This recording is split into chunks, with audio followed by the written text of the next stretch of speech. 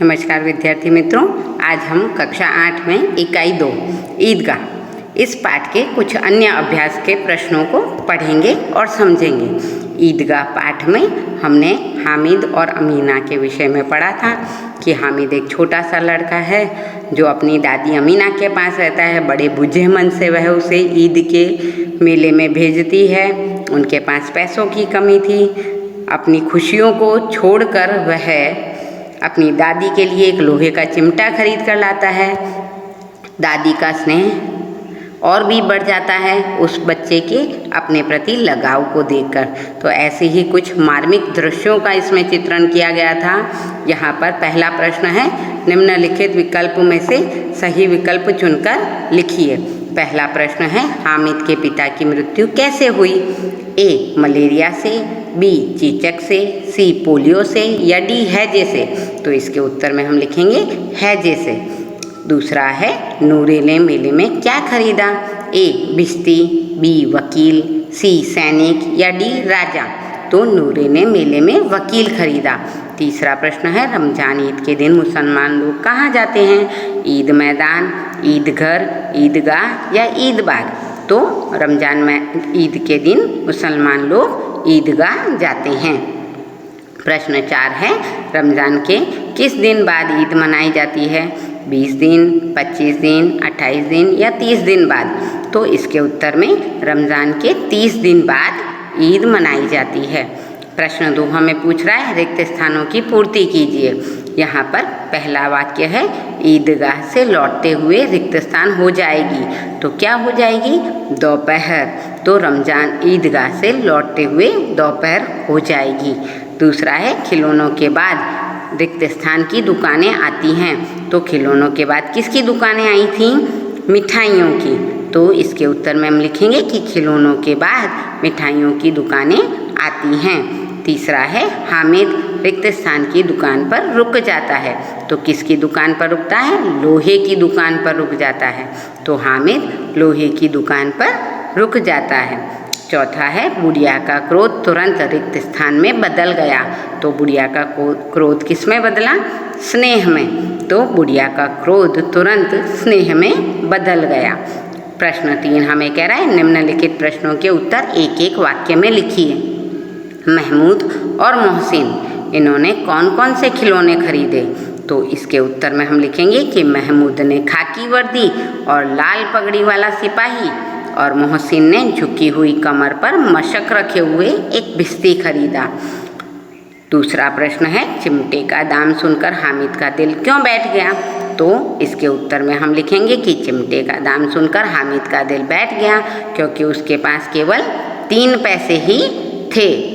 प्रश्न 4 हमें कह रहा है कि निम्नलिखित प्रश्नों के उत्तर 2-3 वाक्य में लिखिए।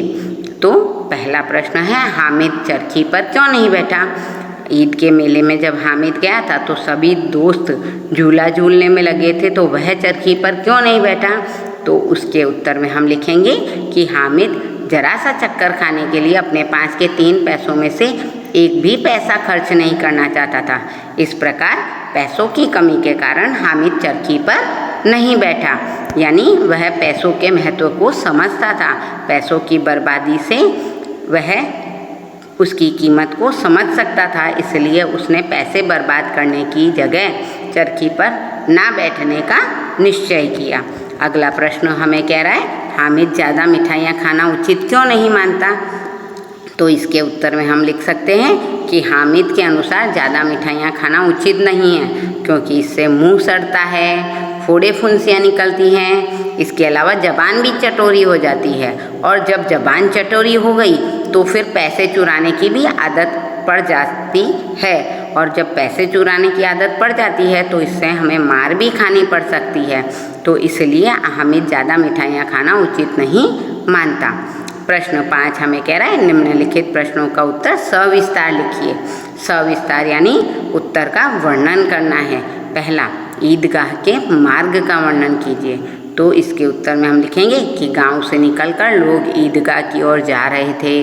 कभी सब बच्चे दौड़कर आगे निकल जाते, फिर किसी पेड़ के नीचे खड़े रहकर अपने बड़ों का या साथ वालों का इंतज़ार करते रहते, फिर पेड़ के नीचे खड़े रहकर साथ वालों का इंतज़ार करके, और ईदगाह जाने के मार्ग पर बड़ी बड़ी इमारतें भी नज़र आ रही थीं। अदालत, कॉलेज, कलाघर, ये सभी इसी रास्ते पर आते थे।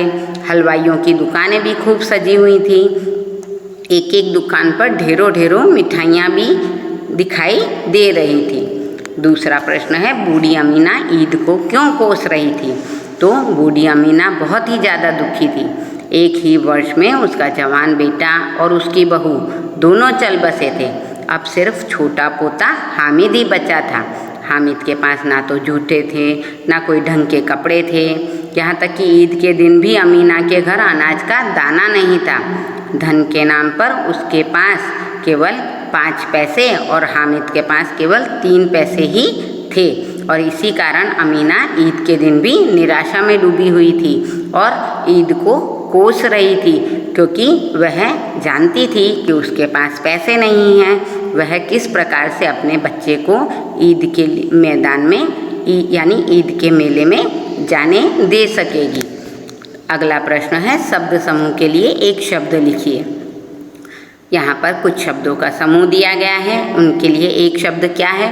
तो ईद की नमाज पढ़ने की जगह यानी ईदगाह, जिसे गिना ना जा सके यानी अनगिनत, धन का देवता जो कि कुबेर, चमड़े से बनी हुई पानी संग्रह करने की थैली, पानी संग्रह करने की थैली को कहते हैं मशक। इसी प्रकार अगला प्रश्न कह रहा है, निम्नलिखित मुहावरों के अर्थ लिखकर वाक्य में प्रयोग कीजिए।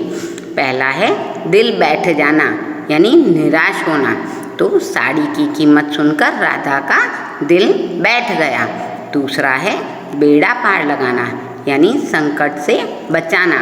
तो भगवान गरीबों का बेड़ा पार लगाता है। तीसरा है गले मिलना यानी प्रेम से आलिंगन करना यानी प्रेम से मिलना। तो कृष्ण सुदामा के गले मिले। अगला प्रश्न हमें कहता है कि निम्नलिखित शब्दों के समानार्थी शब्द लिखिए। ठंडा यानी शीत, प्राचीन यानी पुराना, खुश यानी प्रसन्न, प्रेम यानी प्रीत, दीन यानी गरीब, अंधेरा यानी अंधकार। अब अगला प्रश्न हमें कह रहा है, निम्नलिखित शब्दों के विरुद्धार्थी शब्द लिखे यानी इनके विपरीत अर्थ वाले शब्दों को हमें लिखना है। नई, नई का विपरीत शब्द है पुरानी। उष्ण यानी गर्मी, तो शीत यानी ठंडी। आश्रित का निराश्रित, घृणा का प्रेम, खिन्न का प्रसन्न, अवनति इसका उन्नति, प्रकाश अंधकार, अमीर गरीब, भीतर, और इसका विरुद्धार्थी है बाहर। तो मित्रों, इस प्रकार हमने अभ्यास क्रम में कुछ अन्य प्रश्नों को और कुछ अन्य विकल्पीय प्रश्नों को भी हल किया, पढ़ा और समझा। धन्यवाद।